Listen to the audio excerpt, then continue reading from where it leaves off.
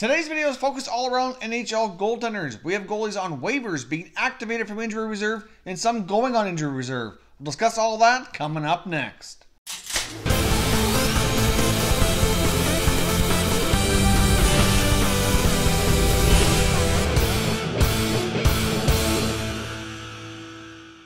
Hey everyone, and welcome back to another video here at Top Shelf Hockey. If you're new to the channel, thanks for stopping by. We review and discuss all 31 NHL teams. So if you're a huge hockey fan, consider subscribing and clicking the bell so you don't miss anything.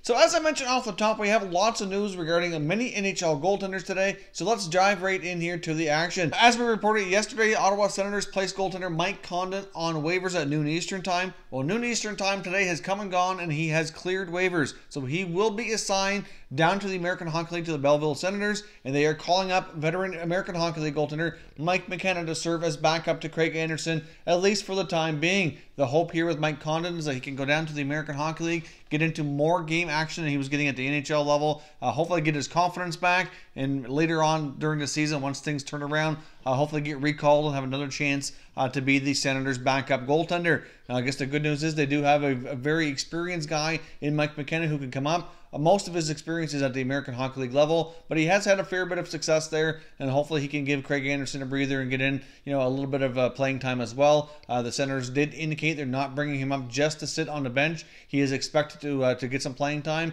They do have a back-to-back situation this weekend, so he more than likely will either start on Saturday against Buffalo or on Sunday against the Tampa Bay Lightning. So he will be in the net to get some action. We'll see how he does, and depending on how he plays in Ottawa and how Condon plays in Belleville, will kind of determine here for the future. But I would suspect that more than likely they'll remain where they are here probably for at least a few weeks and kind of analyze and see how everything goes. As I mentioned yesterday as well, I'm not completely shocked that Condon cleared waivers. Obviously hasn't been playing well. Although there are some teams out there who could certainly use some help in the net. Wasn't quite sure Condon would be a perfect fit for them. There are some other teams as well carrying 3 goaltenders as well. So we'll see some other guys here probably going on waivers sometime soon. I mean, especially a team like Carolina who has Scott Darling, Peter Mrazek, and Curtis McElhinney.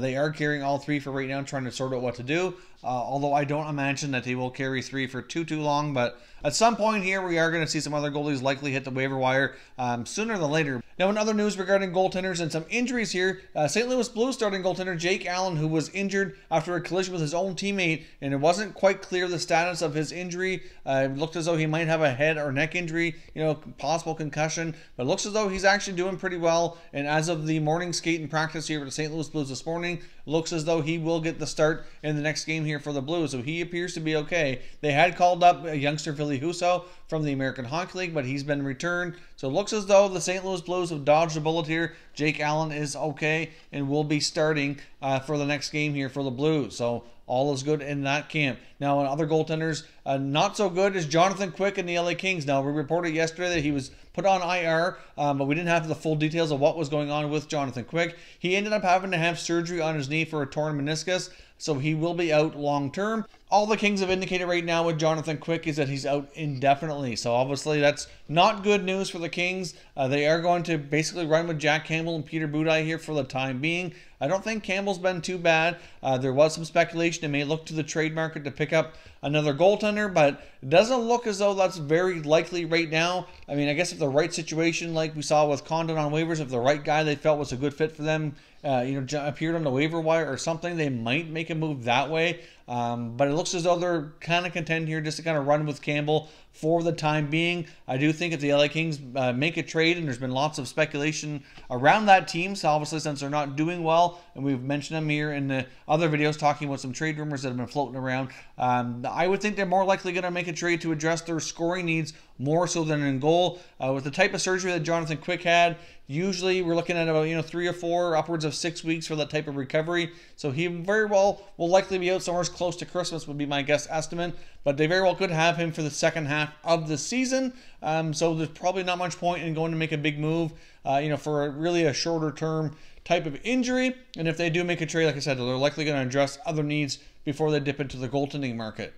Then we also have a couple of veteran goaltenders coming back off injury reserve. The Florida Panthers have activated goaltender Roberto Luongo as well, so he will be making a return here soon. It's not quite clear exactly when he's going to get a start. As I'm sure you're probably aware right now, the Florida Panthers are over and doing the NHL Global Series, taking on the Winnipeg Jets over in Finland. So it's not quite clear exactly when Luongo is likely going to start here, but likely going to be probably another game or two before he jumps in. But he has been activated from injury reserve. So more than likely what I suspect here is once the Panthers return to North America, they very well will likely return Michael Hutchinson to the American Hockey League. And then at that point, we'll go back to the normal tandem here of Roberto Luongo and James Reimer, with Luongo likely getting the bulk of the starts, at least for the short term, to hopefully get in a rhythm, and that can give Reimer a bit of a break here since he's been playing more in his absence.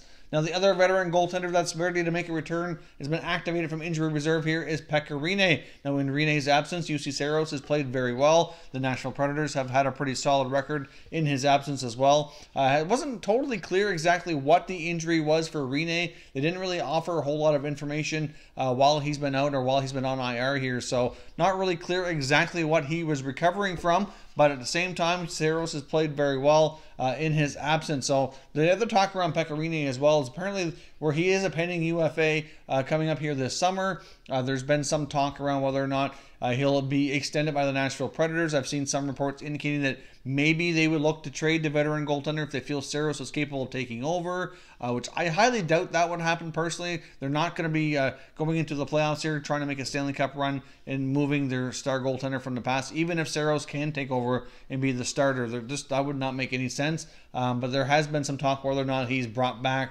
next season. And at this point in time, looks as though that there have been some talks with Rinne and the Predators on an extension. I'm not quite sure exactly what kind of term they're talking about. I would assume probably not very long. Probably anywhere from maybe 1 or 2 years would be my guess. Probably no more than 3, but I'm guessing 1 or 2 would probably be more favorable for the team at least, while they continue to prep Jussi Saros to eventually become the full-time starter here for the Nashville Predators. So that covers all of our goaltending news and notes here for today. One other quick note here as well. Joe Thornton of the San Jose Sharks has been activated as well. He's doing pretty well, recovering from his knee injury. Apparently, he is still going to be on antibiotics here for a little while, so he's indicated, the first game or two, he very well may still be tired as he recovers. So he might not see the normal ice time for Jumbo Joe, but he is ready to return to action. He's been activated from IR. Not quite clear if he's going to be playing this evening in tonight's Sharks game or not, but he very well could be making his return to the lineup here just about any time. It's a little early in the day where I'm at to get the full breakdown on the Sharks starting lineup and the roster for this evening's game, but it is quite possible he could be in the lineup since he's been activated and he's ready to roll. So as always, I'd love to hear your thoughts and comments down below, especially in all the goaltending situations we discussed here today. Many of these goalies have huge impacts on these teams, and their health is certainly a big part of how they can play, and being out of the lineup sometimes can have a huge impact. So leave me your thoughts and comments down below on how these teams are going to handle either goalies returning or going down here on the injury reserve. If you're new to the channel, I hope you consider subscribing. We cover all 31 NHL teams, and there's plenty of content here for all hockey fans to enjoy. So if you're new, hit that subscribe button. If you like this video, don't forget to hit the like button as well. I'd really appreciate it if you did. As always, thank you very much for watching, everybody. We will catch you next time.